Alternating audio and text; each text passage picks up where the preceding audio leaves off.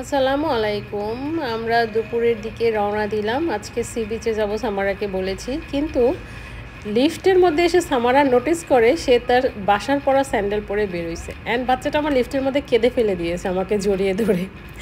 তো এখানে আমরা জ্যাকেট সব পরে নিলাম অ্যান্ড তার পাপা আনতে গিয়েছে বাসাতে।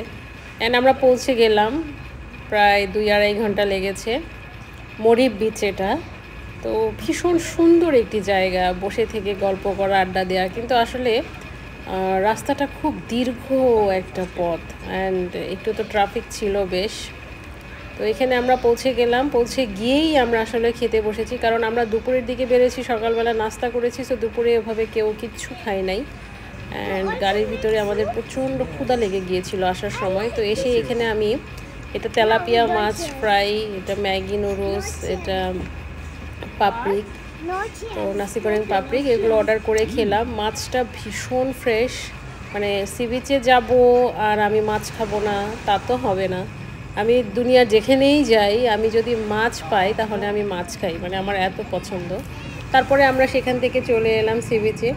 আমরা এর আগে কখনো এখানে আসি নাই, তো আসলে কোনো ধারণা ছিল না যে এখানেও গোসল করা যায়। একদম কোনো রকম কিছুই নিয়ে আসি নাই, কারণ আমরা ভেবেছিলাম যে এখানে তেমন কোনো হয়তো ব্যবস্থা নেই। এখানে গোসল করে বাইরে আবার টয়লেটও আছে, সেখানে গোসল করা মানে ফ্রেশ হওয়া যায়। তো এত কিছু জানা ছিল না। তো সামারার তো একটা ব্যাগ থাকেই, যেখানে সামারার এক্সট্রা কাপড় চোপড় সব থাকে, আর আমাদের তো তেমন কিছুই ছিল না। তো আমরা জাস্ট প্যান্টটা গুটিয়ে নিচে নেমেছিলাম, কিন্তু তারপরও আমার প্যান্টটা ভিজে যায়। এই যে একটু স্রোত এসে একটু নিচে নেমেছিলাম হয়তো, তো ভিজে যায় আর কি। আর এখানে সামারা ভীষণ মজা করছে। বাচ্চাটা খুবই বলছিল আমাদের যে সি বিচে যাবো, সি বিচে। তো তাকে যখন বলেছি যে হ্যাঁ আজকে আমরা ছোট একটা সি বিচে যাবো, সে আমাকে বলে যে মামা ল্যাংকাবি, মানে ওর মাথার মধ্যে ল্যাংকাবি রয়ে গেছে। কারণ সে সেখানে গিয়ে প্রচুর মজা করেছে, সে বারবার সেখানে যেতে চায়।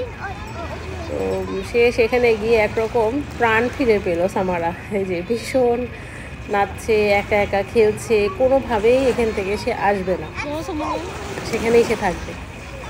তো বাচ্চাটা মানে স্যান্ড নিয়ে খেলতে খেলতে একবার একটা স্যান্ড মানে একটু হাত দিয়ে উড়িয়েছে, আর সেটা তার গা মাথা সব জুড়ে গেছে। এই যে সানসেটে মানে অদ্ভুত সুন্দর একটি দৃশ্য, মানে এত সুন্দর লাগছিল, এ স্বাদের আসলে ভাগ হবে না।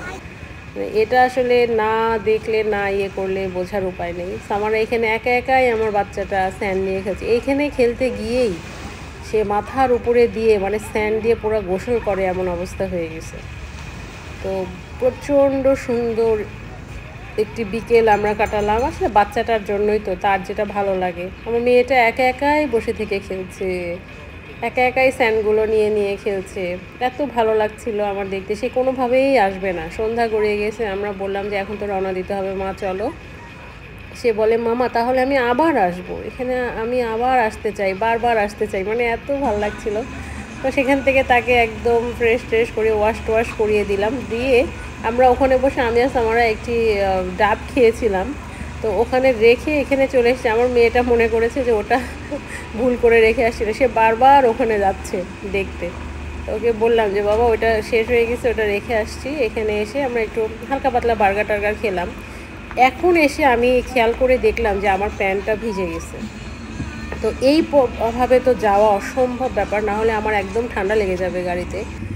তখন কি করব, পরে এখানে ছোট ছোট দোকান থাকে কিছু তাবু দিয়ে, আমি হলো এখানে গিয়ে একটা প্যান্ট কিনে, এই যে এই প্যান্টটা কিনলাম, কিনে চেঞ্জ করে এখন আমরা রওনা দিলাম বাসার উদ্দেশ্যে। কারণ এভাবে যদি যাই, এই যে এটা কিনলাম, খুব সুন্দর একটা প্যান্ট কিনলাম, পরে তারপরে এখন আমরা সবাই রওনা